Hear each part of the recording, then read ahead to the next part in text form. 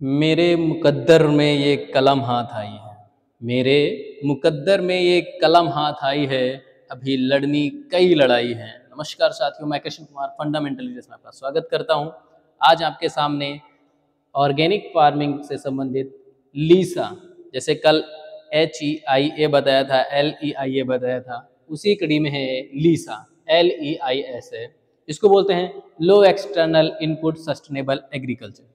दोस्तों, तो लो external input का मतलब क्या है कि यहाँ पर जो भी बाह्य इनपुट होते हैं, चाहे वो फर्टिलाइजर हो, चाहे केमिकल हो, चाहे इंसेक्टिसाइड हो, उनको हमें खेती में कम से कम प्रयोग करना है, चाहे फसलोत्पादन में हमें कम से कम प्रयोग करना है। इसका अर्थ यही है। तो इसमें जो होता है सस्टेनेबल अप्रोच इम्फेसिस, जो सस्टेनेबल अप्रोच होता है कि जो भी हम क्रियाएं करेंगे वो टिकाऊ स्तर पर करेंगे, लॉन्ग टाइम रिजल्ट आए उसका। यूज ऑफ लोकल रिसोर्सेस, जो भी हमारे लोकल रिसोर्सेस हैं, चाहे वो हमारा फसल अवशेष हो या हमारी लोकल वेराइटीज हो, उनका उपयोग करते हैं।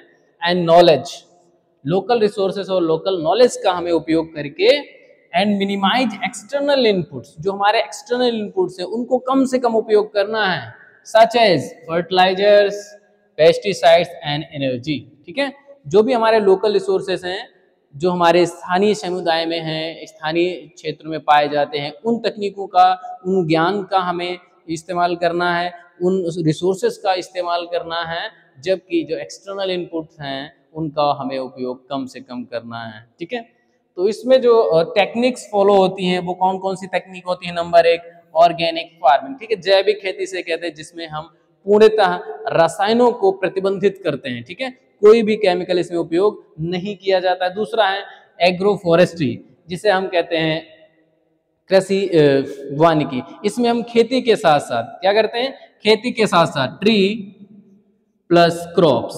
ठीक है, इसमें हम खेती के साथ साथ फसलों को उगाते हैं, तो ये हमारे कंबाइंड सिस्टम हो जाता है, जिसको हम एग्रो फॉरेस्ट्री कहते हैं। अगला है हमारा crop rotation.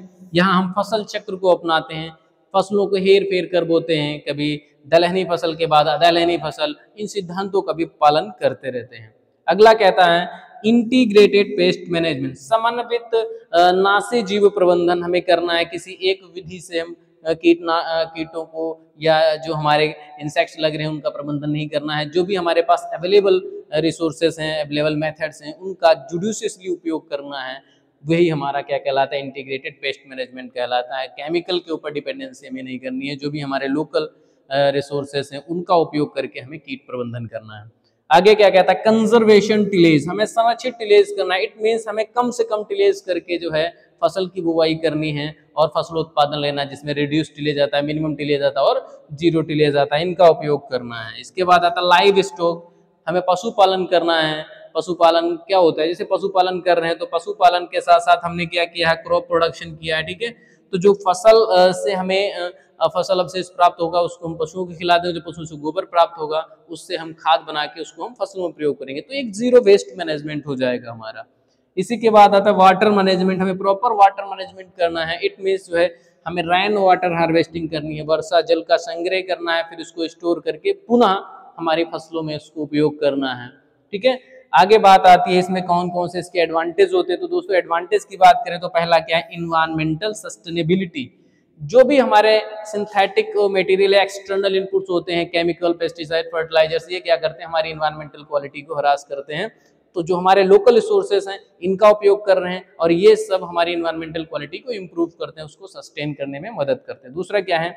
Increase food security. जो दूसरा एडवांटेज है क्या है? Increase food security. ये हमारी जो फूड होता है उसकी सिक्योरिटी, उसकी गुणवत्ता को बनाए रखते हैं, क्योंकि केमिकल क्या करता है? केमिकल हमारे फूड में आ जाता है और वो उसको दूषित कर देता है। जब हम ऑर्गेनिक्स का उपयोग करेंगे तो वो केमिकल फ्री होते हैं। ठीक है, अगली बात कहती है इम्प्रूव लाइवलीहुड। इसमें क्या होता है? सीधी सी बात है, जो हमारा दैनिक जीवन है उसको सुधारा जाता है। कैसे? रिड्यूस प्रोडक्शन कास्ट, जो उत्पादन लागत होती है उसको कम करके। जितने भी फर्टिलाइजर्स, पेस्टिसाइड्स होते हैं उनमें बहुत ज़्यादा कीमती होते हैं, चाहे हर्बिसाइड की बात हो, बहुत ज़्यादा कीमत के होते हैं, और जब हम लोकल रिसोर्सेज का यूज़ करते हैं तो उन्हें बहुत ही कम पैसे लगाने पड़ते हैं, तो जो प्रोडक्शन कॉस्ट होती है वो हमारी कम हो जाती है। साथ ही साथ क्या होता है? इंक्रीज यील्ड, और हमारा उत्पादन बढ़ता है। ठीक है, अगला क्या कह रहा है? Enhance social equality. दोस्तों यहाँ पर जो है सोशल इक्विटी को बहुत ज़्यादा बढ़ावा दिया जाता है, चाहे मेल हो या फीमेल हो, उनको बराबर हिस्सेदारी दी जाती है खेती में, उनका भी पार्टिसिपेशन होता है। ठीक है, दूसरी चीज इसमें डिसएडवांटेज भी होते हैं कुछ। पहला क्या है, लोअर यील्ड। जब हम लोकल रिसोर्सेज का यूज करते हैं, जो हमारी लोकल वेराइटियाज होती हैं, इनमें बहुत ही कम रिस्पॉन्सिव होती हैं और इनका उत्पादन ही कम होता है, तो उत्पादन कम होता है। दूसरा क्या है, limited access to external input. बहुत ही कम मात्रा में हम एक्सटर्नल इनपुट्स का यूज करते हैं, बहुत ही कह सकते हैं जब बहुत ज्यादा आवश्यक होता है तब हम एक्सटर्नल इनपुट का इसमें उपयोग करते हैं, चाहे वो फर्टिलाइजर हो या पेस्टिसाइड्स की बात की जाए। इसके बाद क्या है, हायर लेबर रिक्वायरमेंट। दोस्तों इसमें लेबर की बहुत ज़्यादा आवश्यकता होती है, क्योंकि जब हम एक्सटर्नल इनपुट जो है, चाहे मशीनरी की बात हो, चाहे हार्वेस्टिंग के लिए मशीन की बात हो, चाहे सोइंग के लिए मशीन की बात हो, या इंटर कल्टीवेशन ऑपरेशन से उनकी बात हो, तो उसमें हम मशीनरी को यूज़ नहीं करते, हम मैनुअल लेबर के द्वारा हम कराते हैं, तो इससे हमारी जो कॉस्ट होती है वो बढ़ जाती है। अगली बात क्या है, डिपेंडेंस ऑन लोकल रिसोर्सेज। जब हम बहुत ज़्यादा लोकल रिसोर्सेज के ऊपर डिपेंड होते हैं, तो हमारी जो डिपेंडेंसी है पूरी की पूरी लोकल रिसोर्सेज के ऊपर हो जाती है, जिससे कि हम हमारे जो लोकल रिसोर्सेज उन्हीं पे हमें निर्भर रहना पड़ता है, हमें आउटसाइड सोर्सेज जो होते हैं एक्सटर्नल इनपुट्स उन पे कम मिल पाते हैं। ठीक है, तो ये तीनों चैप्टर जो मैंने कल बताए थे, ये उसी का अगला भाग है, ये बहुत इंपॉर्टेंट है, इनको आप लोग अच्छी तरीके से तैयार कर लीजिएगा। धन्यवाद।